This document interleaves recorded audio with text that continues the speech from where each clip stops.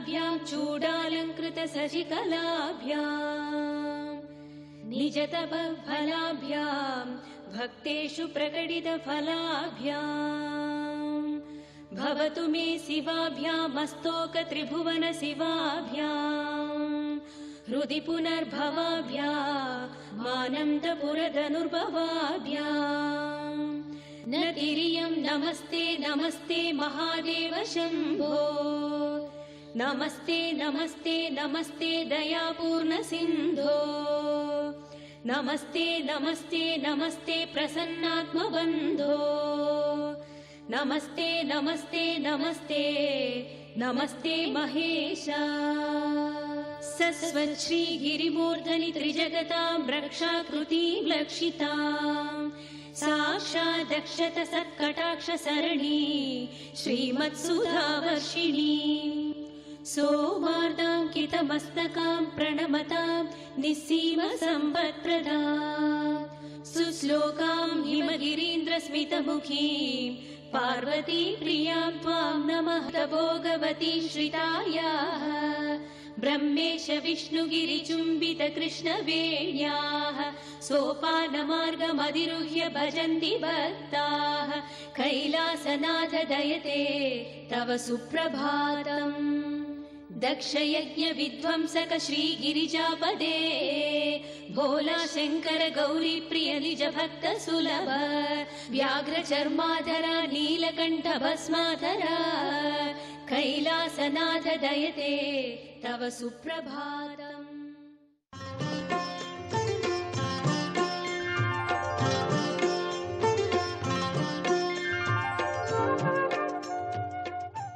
పంచయజ్ఞ ప్రియ అని లలిత సహస్రనామంలో అమ్మవారిని అన్నప్పుడు అందులో లలిత సహస్రనామాలలో కూడా అపర్ణ అని ఒక నామం వస్తుంది. అపర్ణ అనే నామం వచ్చేటప్పటికి అమ్మవారు అనుకుంటుందంట, వీడు నన్ను అపర్ణ అన్నాడు, నేను వీడు రుణం తీర్చుకోవాలని పరిగెత్తుకొని వస్తుందంట. అంటే మనం కీర్తించడం వల్ల మనకే లాభం అవుతుంది. అంతేగాని మనం ఆ స్వామిని కీర్తించిన, అమ్మవారిని కీర్తించిన మనం మన కొరకే కదా. అంతేగాని మనం అంటే ఒక మనిషి ఆధ్యాత్మిక చింతనలో స్టెప్ బై స్టెప్ ఎక్కినప్పుడు తన పక్కవాడు గురించి ఆలోచిస్తాడేమో. లౌకికంగా మొదటి స్టేజ్ మీద ఉన్నవాడు ఎంతసేపు తనకన్నీ మంచి జరగాలి, తన పిల్లలు చదువుకోవాలి, వాళ్ళకి మంచి ఉద్యోగాలు రావాలి, వాళ్ళకి మంచి భార్యలు రావాలి, అల్లుళ్ళు రావాలి, ఆ తర్వాత మన్మళ్ళు పుట్టాలి, మనమరాన్లు పుట్టాలి, ఎంతసేపు మనం ఈ చిట్టానే చదువుతున్నప్పుడు మరి స్వామి ఇవన్నీ ఇస్తున్నప్పుడు మనం తిరిగి ఏం చేస్తున్నాం? మీరు అనుకున్నవన్నీ ఒక నిమిషం ఆలస్యం కావచ్చేమో, కానీ తను అనుకునేవన్నీ ఇస్తున్నాడు కదా. మరి అట్లాంటప్పుడు స్వామికి మనం ఎలా అర్పితం కావాలి? అందుగురించే అపర్ణ అనగానే ఆ లలితాదేవి పరిగెత్తుకొని వస్తుందంట. నా బిడ్డ అపర్ణ అని పిలిచిండు. అపర్ణ అంటే నేను వెంటనే రుణం తీర్చుకోవాలి, వీడు నన్ను పిలిచాడు కనుక నేను రుణం తీర్చుకుంటానని చెప్పి పరిగెత్తుకొని వస్తుందంట. అది ఆ యొక్క దైవయజ్ఞంలో మనం పొందే ఫలం. అంటే మనకు పూర్వకాలంలో పూర్ణాహుతి అయ్యే సమయానికి దేవతలే వచ్చేవాళ్ళంట. కానీ ఈ రోజులలో మనం యజ్ఞం చేస్తూ పూర్ణాహుతి అగ్నిదేవుడికి ఇస్తే ఆ అవిస్సు తీసుకొని వెళ్ళి మనం ఏ సుదర్శన హోమం చేశామనుకోండి, ఆ శ్రీ మహావిష్ణువు దగ్గరికి వెళ్ళి వీరు నిన్ను ప్రీతితో నీకు ఈ యజ్ఞం చేశారు స్వామి అని చెప్పి అగ్నిదేవుడు వారికి అది ఇస్తారంట. అది తీసుకున్న స్వామి కూడా అహో వీడు నా కొరకు ఇంత ప్రీతిగా యజ్ఞం చేశాడా, అయ్యో నా బిడ్డకి నేనేం తిరిగి ఇవ్వాలి, ఏమడిగాడు, ఏమి కోరుకున్నాడు, అది వెంటనే నేను ఇస్తానంటాడు. ఆ విధంగా దైవయజ్ఞం చేయడంలో మనం ఏది కూడా నష్టపోం, లాభమే పడతాము. కానీ మళ్ళీ నేను చెప్తున్నాను, ఈ సమయం లేదనే భావన ఉండకూడదు. సమయాన్ని కేటాయించుకోవాల్సిన బాధ్యత మనదే. ఏ విధంగానన్నా ఎక్కడైనా సరే నిల్చున్నా, కూర్చున్నా, పడుకున్నా, ఎక్కడైనా సరే మన శ్వాసలో మన గుండె లబ్డబ్ లబ్డబ్ అనేది మానేయాలి. రామా రామా రామా రామా అంటూ ఉండాలి. ఆ విధంగా మనము అంటే ఇది ఒక్క రోజులో వచ్చేది కాదు. దాన్ని మనం ఆ విధంగా మనం అభ్యాసం చేస్తే తప్పనిసరిగా ఆ విధంగా మనం వచ్చే అవకాశం ఉంటుంది. దానికి మనం ఏం చేయాలి, ఎప్పుడు చేయాలనేది కూడా మన చేతుల్లోనే ఉంది. కనుక మనం ఏ విధంగా ఎప్పుడు కూడా ఆ నామస్మరణ చేస్తూ ఉండాలి. ఆ దైవయజ్ఞంలో తప్పనిసరిగా ప్రతిరోజు పాల్గొనాల్సిందే. ప్రతిరోజే కాకుండా ప్రతి క్షణం అనుక్షణం కూడా ఇది యజ్ఞం అన్న భావనతోటి మనం ఉండాలి. మనం ఒక చిన్న ఉదాహరణ చెప్తానండి. ఒక కుమ్మరి ఉన్నాడు అనుకోండి, అతను కుండలు చేసేటప్పుడు ఆ మట్టితోటి ఆ చక్రం మీద పెట్టి చేసినప్పుడు ఏ విధంగా దాన్ని రెండు చేతులతో ఇలా తీర్చిదిద్దుతూ ఉంటాడు. ఒక్క క్షణం అటు ఇటు కూడా చూడడు. ఎందుకంటే చూశాడంటే ఏమాత్రం వేలు తగిలినా కానీ ఆ పూర్తిగా అయిపోతున్న ఆ కుండ మళ్ళీ ముద్దగా మారుతుంది. మన జీవితం కూడా అలాగే అయిపోతుంది. అందు గురించి అనుక్షణం మన కళ్ళల్లో ఆ స్వామే కనబడాలి, మన కళ్ళల్లో అమ్మవారే కనబడాలి. ఆ విధంగా మనం అభ్యాసం చేస్తే తప్పనిసరిగా ప్రతి వ్యక్తిలో మనం శ్రీరామచంద్రమూర్తిని చూడవచ్చు, ప్రతి స్త్రీలో లలిత అమ్మవారిని చూడవచ్చు. ఆ విధంగా మనం పెంచుకోగలిగితే మా అమ్మ లలిత, ఆ పరస్త్రీ నా తల్లి అన్న భావన ఉంటే మనం ఎక్కడ ఎప్పుడు ఏ విధమైన తప్పులు చేయము. సమాజంలో ఈ రోజులలో జరుగుతున్న అరాచకాల కారణం అంతా కూడా ఈ పంచమహాయజ్ఞాలు అనేది మనం మర్చిపోవడం వల్లనే జరుగుతుంది. అందుగురించే అనుక్షణం మనం ఆలోచించాల్సిందంతా కూడా ఏమంటే, నాకు ఈ అవకాశం ఇచ్చాడు నా స్వామి. ఎందుకంటే నేను అనుభవించడానికి అన్నీ ఇచ్చాడు. శారీరకంగా అనుభవించడానికి, మానసికంగా అనుభవించడానికి ఇచ్చాడు కనుక నేను తిరిగి తనకి ఏమి ఇవ్వలేను. నేను చేయాల్సిందంతా కూడా ఏంటిదంటే ఈ దైవయజ్ఞం చేస్తానన్న ఒక తపనతోటి అనుక్షణం మనం చేస్తూ పోతుంటే ఆ మొదటి యజ్ఞంలో మనం సఫలీకృతమైతే ఆ స్వామి కూడా ఎంతో సంతోషపడతాడు.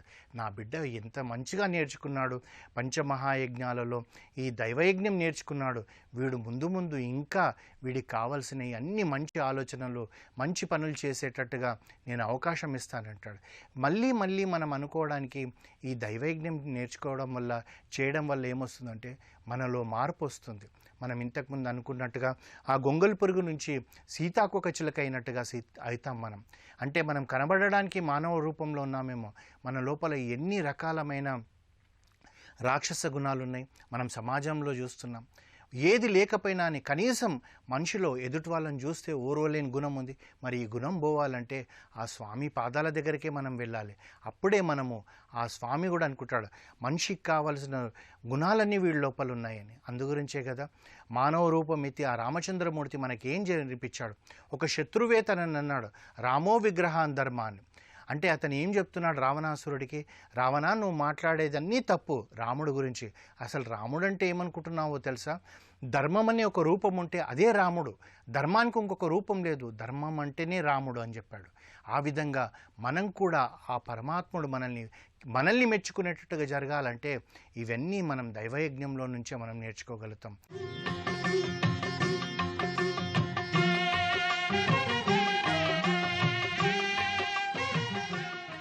వక్రతుండ మహాకాయ కోటి సూర్య సమప్రభ నిర్విఘ్నం కురు మే దేవ సర్వకార్యేషు సర్వదా జ్ఞానానందమయం దేవం నిర్మల స్ఫటికాకృతిం ఆధారం సర్వ విద్యానాం హయగ్రీవముపాస్మహే. శ్రీ మహాగణాధిపతయే నమః. శ్రీమాత్రే నమః. నిత్య జీవితంలో నిరంతర ఆరాట పోరాట వ్యవస్థలో మనకి ఎటువంటి సమస్యలు ఎదురవుతున్నా ఆ సమస్యల నుంచి తొందరగా బయటపడటానికి మనకి ఉన్న అనేక మార్గాలలో మంత్రశాస్త్రానికి విశేషమైన ప్రాధాన్యత ఉందని మనకి వేదాలలో, పురాణాలలో ప్రామాణికంగా వివరించారు. అయితే మంత్రాలను జపించేటప్పుడు కొన్ని ప్రత్యేకమైనటువంటి నియమాలను పాటించటం ద్వారా మంత్రజపం వల్ల పరిపూర్ణమైన శుభ ఫలితాలు కలుగుతాయి. సమస్యల నుంచి చాలా తొందరగా బయటపడవచ్చు. ఎవరైనా సరే బీజాక్షరాలు ఉన్నటువంటి మంత్రాలను గురుముఖత స్వీకరించి జపించినట్లయితే విశేషమైన శుభ ఫలితాలు కలుగుతాయి. మరి బీజాక్షరాలు లేని మంత్రాలను ఎవరైనా జపించవచ్చా అంటే, శుచిగా చక్కగా స్నానం చేసి నిర్మలమైనటువంటి మనస్సుతో ఏకాగ్రతతో పవిత్రమైనటువంటి ప్రదేశంలో ఎవరైనా జపించుకోవచ్చు. అంటే ఉదాహరణకి రామ మంత్రము, కృష్ణ మంత్రము, అంటే ఏ భగవంతుడికి సంబంధించిన నామాన్నైనా సరే, ఓం నమ శివాయ, ఓం నమో నారాయణాయ, ఇట్లా భగవన్నామాన్నే మంత్రంలాగా ఎవరైనా సరే జపించుకోవచ్చు. దానికి మాత్రం గురుముఖత స్వీకరించాలనే నియమం ఎట్టి పరిస్థితుల్లో లేదు. అందుకే భగవన్నామాలను ఎవరైనా సరే మంత్రంలాగా చక్కగా జపించుకోవచ్చు. మీరు ఉద్యోగ నిమిత్తమై వెళుతున్నప్పుడు లేదా వ్యాపార నిమిత్తమై వెళుతున్నప్పుడు, మీరు కార్యార్థి అయి బయటికి వెళుతున్నప్పుడైనా సరే, ఏ సమయంలో ఎక్కడ ఉన్నా సరే భగవన్నామాలను మంత్రంగా జపించుకుంటే ఆ మంత్ర ఫలితం మీకు కలిగి తీరుతుందని చెప్పటంలో ఏమాత్రం సందేహం లేదని ప్రామాణికంగా మంత్రశాస్త్రం తెలియజేస్తుంది. అయితే కొన్ని ప్రత్యేకమైన మంత్రాలు గురుముఖత తీసుకుంటే విశేషమైన శుభ ఫలితాలు కలుగుతాయి. మరి గురువు లభించనప్పుడు మంత్రాన్ని ఎలా జపించాలి? గురువు లభించకపోయినప్పటికీ మంత్రాన్ని ఎలా జపించాలో కూడా మంత్రశాస్త్రంలో ఒక ఉపాయం ద్వారా చాలా చక్కగా వివరించారు. మీకు గురువు లభించని పక్షంలో, అంటే మంత్రసిద్ధి కలిగినటువంటి గురువు మీకు అందుబాటులో లేనప్పుడు, మీకు మంత్రజపం చేయాలనేటటువంటి ఆసక్తి ఉన్నట్లయితే, మంత్రజపం ద్వారా విశేషమైనటువంటి శక్తులు పొందాలన్నా, సమస్యల నుండి బయటపడాలన్నా ఆ ఆసక్తి మీలో ఉన్నట్లయితే ఒక రావి ఆకును తీసుకోండి. ఆ రావి ఆకుని శుభ్రంగా నీటితో కడగండి. ఆ తర్వాత చక్కగా ఒక పుల్లను తీసుకొని దాన్ని సింధూరంలో కానీ లేదా కుంకుమలో కానీ నీటితో తడిపి ముంచి ఆ పుల్లతో ఆ ఆకు మీద మీకు ఏ మంత్రమైతే జపించాలనే కోరిక ఉందో ఆ మంత్రాన్ని చక్కగా వ్రాయండి. అలా రావి ఆకు మీద మంత్రాన్ని వ్రాసిన తర్వాత మీకు దగ్గరలో ఉన్నటువంటి శివాలయానికి వెళ్ళి ఆ శివాలయంలో కానీ లేదా ఎక్కడైనా సరే దేవాలయంలో శివలింగం దగ్గర ఆ ఆకుని ఉంచండి. శివలింగం దగ్గర ఆ ఆకుని ఉంచి కుంకుమతో ఆ ఆకుని పూజిస్తూ ఓం నమః శివాయ అని జపించండి. ఆ తర్వాత ఆ ఆకుని తీసుకొని దాన్ని కళ్ళకద్దుకొని పరమేశ్వరుడినే గురువుగా భావిస్తూ మీరు మంత్రజపం చేయటం ప్రారంభించవచ్చని మంత్రశాస్త్రంలో ప్రామాణికంగా వివరించారు. దానికి కారణం ఏంటి? సకల మంత్రాలు కూడా పరమేశ్వరుడి ఢమరుకం నుండి ఆవిర్భవించాయి. పరమేశ్వరుడి నుండే దేవతల మనస్సులోకి మంత్రాలు ఆవిర్భవించాయి. ఆ తర్వాత దేవతల మనస్సులో ఉన్నటువంటి మంత్రాలన్నీ ఋషుల హృదయాలలోకి నక్షత్ర మండలం ద్వారా వచ్చినాయి. ఋషుల నుండి మానవాళికి అన్ని రకాలైనటువంటి మంత్రాలు అందాయి. కాబట్టి గురువు లభించని వాళ్ళెవరైనా సరే నిరుత్సాహపడాల్సినటువంటి అవసరం లేదు. ఒక ఆకు మీద మంత్రాన్ని వ్రాసి దేవాలయంలో కుదరని పక్షంలో మీ గృహంలో శివలింగం ఉన్నట్లయితే గృహంలో శివలింగం దగ్గరైనా సరే ఆ ఆకును ఉంచి కుంకుమతో పూజించండి. గృహంలో శివలింగం దగ్గర ఆకును ఉంచినట్లయితే 24 గంటల పాటు ఆ ఆకును ఉంచండి. అంటే ఒకరోజు ఆ ఆకు శివలింగం దగ్గర మీ గృహంలో ఉండాలి. ఆ తర్వాత ఆ ఆకును తీసుకొని కళ్ళకద్దుకొని పరమేశ్వరుణ్ణే గురువుగా భావిస్తూ మంత్రజపం చేయటం ప్రారంభించినట్లయితే తప్పకుండా ఆ మంత్రజపం వల్ల విశేషమైనటువంటి శుభ ఫలితాలు కలిగి తీరతాయి. ఇందులో సందేహం లేదు. ఆ తర్వాత ఆకును ఎక్కడైనా సరే చెట్టు మొదట్లో వేయండి లేదా ప్రవహిస్తున్న నీటిలో విడిచిపెట్టండి. ఇలా మంత్రజపం చేయటం ద్వారా చక్కటి శుభ ఫలితాలను ప్రతి ఒక్కరూ కూడా పొందండి. అయితే మంత్రం జపించేటప్పుడు ఆ మంత్రంలో 20 అక్షరాల కంటే ఎక్కువ అక్షరాలు ఉన్నట్లయితే దాన్ని మాలామంత్రము అనే పేరుతో పిలుస్తారు. ఈ మాలామంత్రం జపించేటప్పుడు మీకు ఆ మంత్రం సిద్ధించాలంటే, ఆ మంత్రశక్తిని మీరు పొందాలంటే ఎక్కువ సమయం పడుతుంది. అయితే ఏ మంత్రమైనా సరే ఆ మంత్రంలో 10 అక్షరాల కంటే తక్కువ అక్షరాలు ఉన్నట్లయితే అటువంటి మంత్రాలు తొందరగా సిద్ధిస్తాయని, మంత్రసిద్ధి తొందరగా కలుగుతుందని, మీకు తొందరగా శుభ ఫలితాలు కలుగుతాయని మంత్రశాస్త్రంలో వివరించడం జరిగింది. అందువల్ల 10 అక్షరాల కంటే తక్కువ అక్షరాలు ఉన్నటువంటి మంత్రాలను ముందుగా మీరు జపిస్తూ ఉండండి. ఆ మంత్రానికి సిద్ధి పొందిన తర్వాత, ఆ శక్తి మీకు వచ్చిన తర్వాత మరొక మంత్రం గురించి ఆలోచన చేస్తూ మంత్రజపం చేయవచ్చు. ఈ విషయాలను కూడా మనకి మంత్రశాస్త్రంలో చాలా చక్కగా వివరించారు. మరి మంత్రశాస్త్రంలో అనేక రకాలైనటువంటి మంత్రాలను వివరించారు. మరి ఏ మంత్రాన్ని జపిస్తే ఎటువంటి శుభ ఫలితాలు కలుగుతాయి? మనం జపించవలసినటువంటి మంత్రాలు ఏంటి అంటే, మన సమస్యను బట్టి మనం మంత్రాలను జపించుకోవాలని మంత్రశాస్త్రంలో వివరించారు. ఉదాహరణకి ఏ వ్యక్తికైనా సరే ఆ వ్యక్తి జన్మించినప్పటి నుంచి 16 సంవత్సరాలు వచ్చే వరకు బాలగ్రహ దోషాలు అనేటటువంటి దోషాలుంటాయి. వీటినే బాలారిష్ట దోషాలు అనే పేరుతో కూడా పిలుస్తారు. ఇలా 16 సంవత్సరాలు వచ్చే వరకు ఎవరికైనా సరే బాలారిష్ట దోషాలు ఉంటాయి. కాబట్టి ఈ బాలారిష్ట దోషాల నుండి బయటపడటానికి ఈశ్వర మంత్రము, వినాయక మంత్రము, సుబ్రహ్మణ్య మంత్రము జపించాలని మంత్రశాస్త్రం తెలియజేస్తుంది. ఈ మంత్రాలలో ఏ మంత్రం జపించినా కూడా బాలారిష్ట దోషాల తీవ్రత తగ్గుతుంది. అలాగే మన శరీరంలో తుష్టి కావాలంటే, అంటే పుష్టి కావాలంటే, శక్తి కావాలంటే సుబ్రహ్మణ్యుడికి సంబంధించిన స్కంద మంత్రం జపించాలని మహాభారతంలో ప్రామాణికంగా వివరించారు. సంపదలు కావాలంటే మహాలక్ష్మీదేవికి సంబంధించిన మంత్రాన్ని జపించుకోవాలి.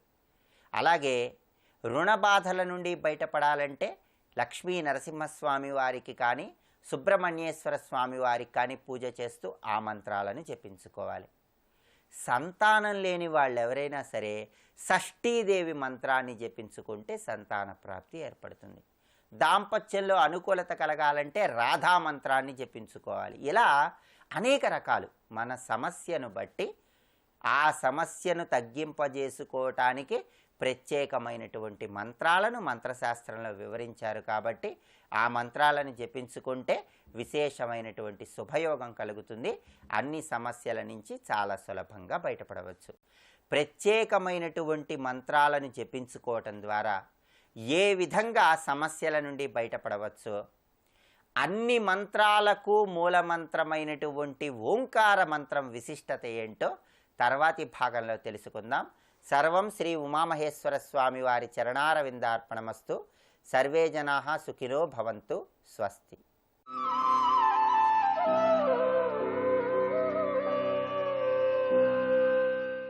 హరి ఓం. చదివించిరి నను గురువులు, చదివితి ధర్మార్థ ముఖ్య శాస్త్రంబులునే, చదివినవి గలవు పెక్కులు, చదువులలో మర్మమెల్ల చదివితి తండ్రి. ధర్మ అర్థ కామ మోక్షాలనేటువంటి చతుర్విధ పురుషార్థాలను నేను చదివానయ్యా. అంతేకాకుండా చదువుల యొక్క సారమేమిటి, చదువులలో ఉండేటువంటి మర్మమేమిటి అనే విషయాన్ని కూడా నేను తెలుసుకున్నాను అన్నాడు.